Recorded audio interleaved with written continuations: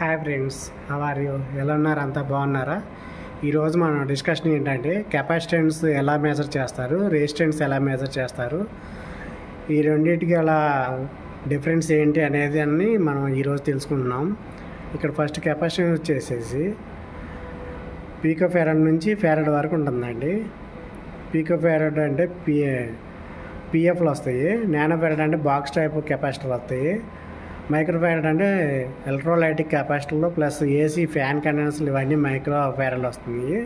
దాని తర్వాత milli farad అంటే అది మనం ఇంకా అవసరం లేదు, ఇప్పటి వరకు మనకి కెపాసిటర్లు మిల్లీ ఫారడ్లో రాలేదు.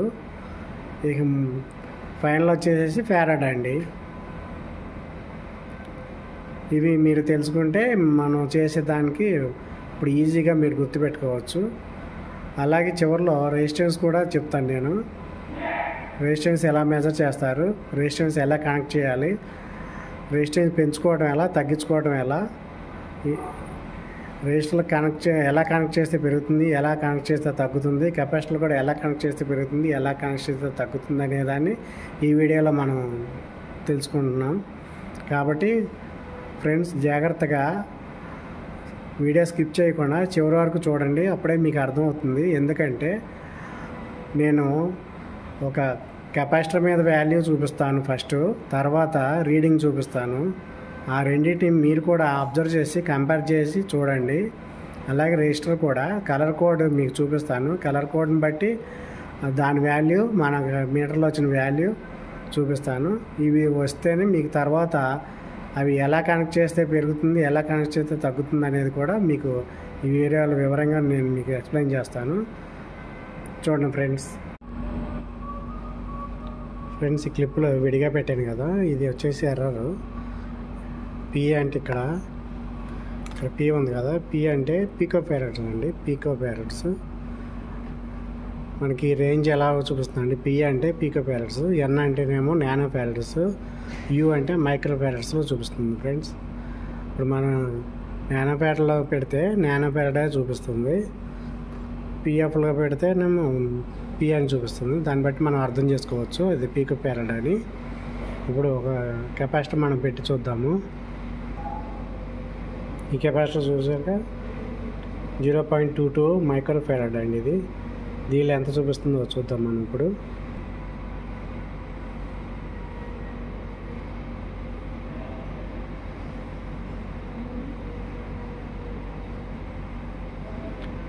.22 పీకో ఫారడ్ 220 నానో ఫారడ్తో ఈక్వల్ అండి. ఎందుకంటే 1000 నానో ఫారడ్ ఒక మైక్రో ఫారడ్ కాబట్టి ఇక్కడ 0.22 ఉంది కదా, ఈ 0.22 ఇది చూడండి. 0.22 అంటే 220 నానో ఫారడ్. సరిపోయిందిగా మ్యాచింగ్. ఇది చూడండి 10 మైక్రో ఫారడ్. ఇది 10 మైక్రో ఫారడ్ కనెక్ట్ చేసి చూద్దాం, రీడింగ్ ఎంత మీకు చూపిస్తాను. ఇది ఎలక్ట్రోలైటిక్ కెపాసిటర్ అండి. ఇది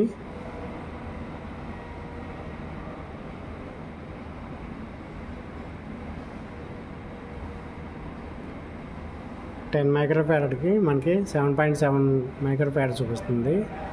అంటే నియర్ బై వాల్యూ ఉంటుందండి, యాక్యురేట్గా ఉండదు కొన్నిటిలో. ఇప్పుడు ఇంకోటి చూద్దాం. ఇది ఓల్డ్ కెపాసిటర్ అండి. ఇది ఎలక్ట్రోలైటిక్ కెపాసిటర్. దీని మీద ఏముంది 0.01 మైక్రో ఫారడ్ అని ఉంది, అంటే నానో ఫారడ్లో 10 మైక్రో ఫారడ్,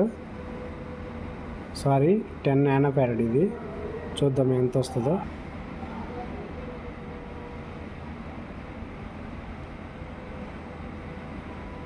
9.8 అండి, నియర్ బై 10 నానో ఫారడ్ చూపిస్తుంది. చూసారా friends, 0.01 equal to 10 nano farad. ఇది ఈ డివైస్లో నుంచి బ్లాస్ట్ అయిందండి, పవర్ సప్లైలోంచి బ్లాస్ట్ అయిన కండెన్సర్. ఇది ఆయిల్ కండెన్సర్. ఇది ఈ ఆయిల్ కండెన్సర్ ఎక్కడ నుంచి తీసానో మీకు చూపిస్తాను. ఇదిగో చూసారా,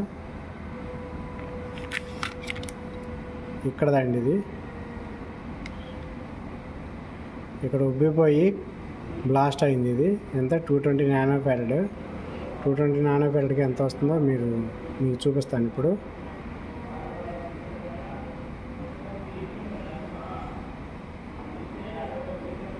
$250 అండి. ఇది $250 దగ్గర 220 నానో ఫ్యారడ్. ఇలాంటిది మనకి ఇక్కడ కెపాసిటర్ దొరికితే వేరే బాక్స్ టైప్ కెపాసిటర్ ఇవ్వచ్చు. చూసారా ఫ్రెండ్స్, ఓన్లీ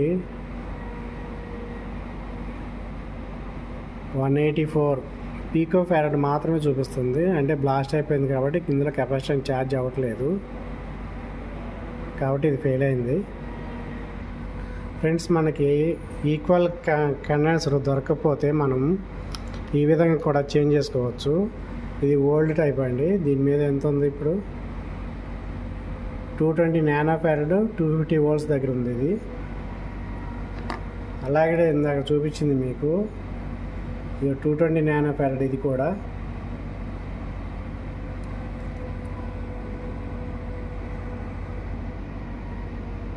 $250 అండి.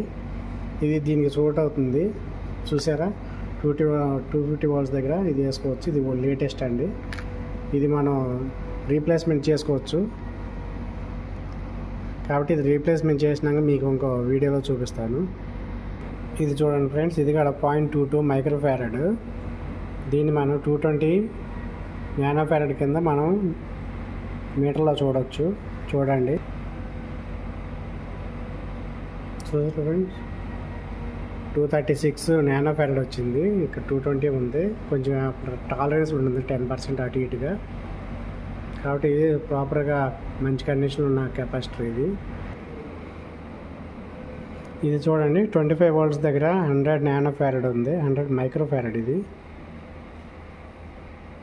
100 మైక్రో ఫ్యారడ్ అండి. ఇది మనం చెక్ చేసి చూద్దాం ప్రాపర్గా మంచి కండిషన్లో ఉందో లేదో. 100 మైక్రో ఫ్యారడ్కి 74.6 మైక్రో ఫ్యారడ్ వచ్చిందండి. ఓకే, ఇది అంత బ్యాడ్ ఏం కాదు, వాడుకోవచ్చు.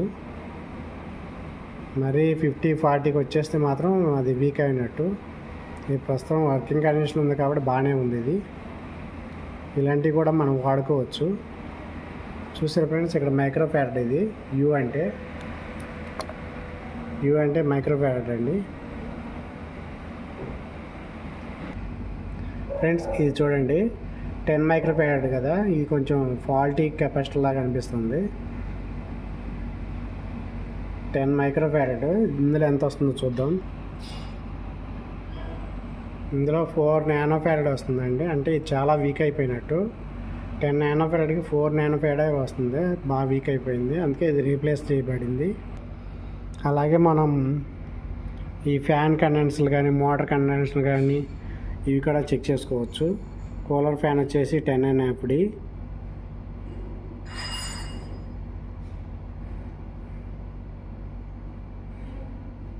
ఇది కూలర్ కండెన్సర్ అండి, 10 MFD. MFD అంటే మైక్రో ఫ్యారడ్ అని. ఏసీలకు వచ్చేసరికి క్యాపిటల్ M వాడతారు. డీసీలకు వచ్చేసరికి ఏమో మైక్రో మ్యూ అనేది లీటర్ వాడతారు. ఇది మాత్రం మీరు బాగా గమనించాలి. ఇది 10 MFD ఉంది కదా, 10 MFD ఉందో లేదో మళ్ళీ మనం చెక్ చేద్దాం ఒకసారి.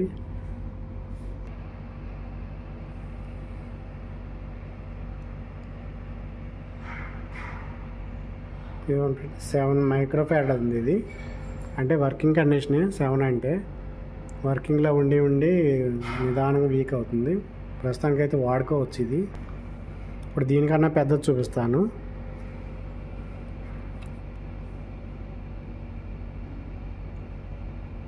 $105 మైక్రో ఫ్యారడ్ అండి. ఇది 105 మైక్రో ఫ్యారడ్. ఒకసారి ఇది కూడా చూద్దాం.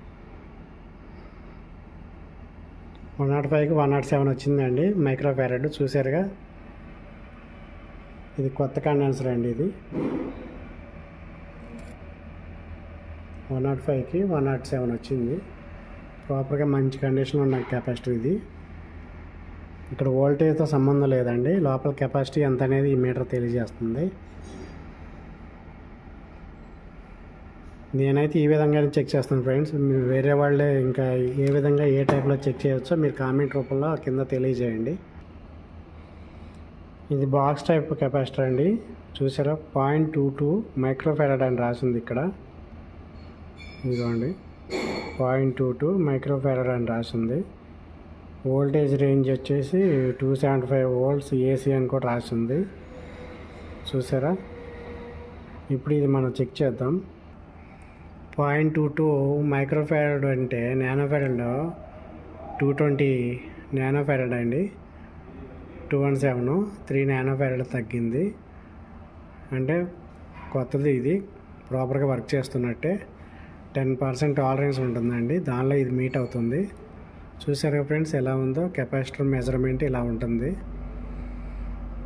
వేరే విధంగా ఏమన్నా ఇంకా మెజర్మెంట్స్ టైప్స్ ఏమైనా ఉంటే మీరు కామెంట్లో నాకు తెలియజేయండి ఫ్రెండ్స్. మీకు థియరీ ప్రాక్టికల్గా నేను ఎక్స్ప్లెయిన్ చేస్తాను చూడండి. రెసిస్టర్ మనం కరెక్ట్గా మనకి విలువ దొరకకపోతే అది సిరీస్లో కనెక్ట్ చేస్తే రెసిస్టెన్స్ పెరుగుతుంది ఫ్రెండ్స్. అదే కెపాసిటెన్స్లో సిరీస్లో కనెక్ట్ చేస్తే తగ్గుతుందండి కెపాసిటెన్స్. రెసిస్టర్ ప్యారలల్ కనెక్ట్ చేస్తే తగ్గుతుంది. కెపాసిటర్ వచ్చేసేసి ప్యారలల్ కనెక్ట్ చేస్తే పెరుగుతుంది. అది మీకు చూపిస్తాను పర్టికులర్గా చూడండి. ఇప్పుడు నేను 220 నానోఫెరడ్లో తీసుకున్నాను రెండు. ఈ ప్యారలల్ కనెక్ట్ చేసి చూపిస్తాను మీకు. నియర్ బై 440 రావాలి డబుల్ కాబట్టి. చూడండి చూసారా ఫ్రెండ్స్, ఇది ప్యారలల్ కనెక్ట్ చేశాను. ప్యారలల్గా కనెక్ట్ చేస్తే 435 వచ్చింది 440కి. కాబట్టి ఇక్కడ కెపాసిటీ పెరిగింది చూసారుగా. దీన్ని ఇప్పుడు నేను సిరీస్లో కనెక్ట్ చేసి చూపిస్తాను మీకు. చూడండి ఫ్రెండ్స్, ఇక్కడ సిరీస్లో కనెక్ట్ చేస్తాను రెండు కెపాసిటర్లో. ఇది ఒకటి 220 కదా, దీనిలో సగం అవుతుంది. ఇట్లా అయితే 210 అవుతుంది, 110 అవుతుంది. 110 నానోఫెరడ్ వచ్చింది చూసారుగా. ఇలా కెపాసిటెన్స్ పెంచుకోవచ్చు, తగ్గించుకోవచ్చు. మనం ఇలా కనెక్ట్ చేసి మనకు కరెక్ట్ వాల్యూ రప్పించుకోవచ్చు. ఒకవేళ ప్రాపర్ వాల్యూ మనకు దొరకకపోతే షాప్లో. చూసారా ఫ్రెండ్స్, సిరీస్లో అయితేనేమో డివైడ్ చేయాలి, ప్యారలల్ అయితేనేమో మల్టిప్లై 2 చేయాలి. ఎన్నైతే అన్ని నెంబరింగు. ఫ్రెండ్స్ ఇప్పుడు మనం రెసిస్టర్ చూద్దాం. ఇది 1 watt రెసిస్టర్ అండి. కలర్ కోడ్ చూస్తే ఏమేమి ఉన్నాయి, బ్రౌన్, బ్లాక్, రెడ్ ఉన్నాయి. బ్రౌన్ 1, బ్లాక్ 0, రెడ్ 2 జీరోలు అండి. కాబట్టి 1000 అవుతుంది. ఇది 1000 ohms అంటే 1 kilo ohm.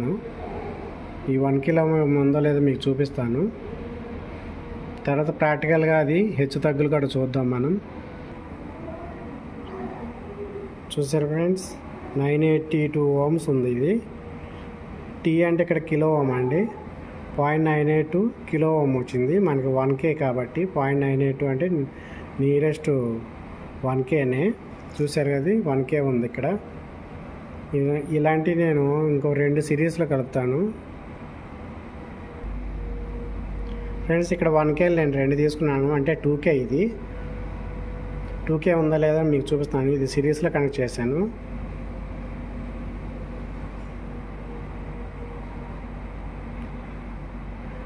నియరెస్ట్ 2K అండి. చూసారుగా, సిరీస్లో కనెక్ట్ చేస్తే రెసిస్టెన్స్ పెరుగుతుంది.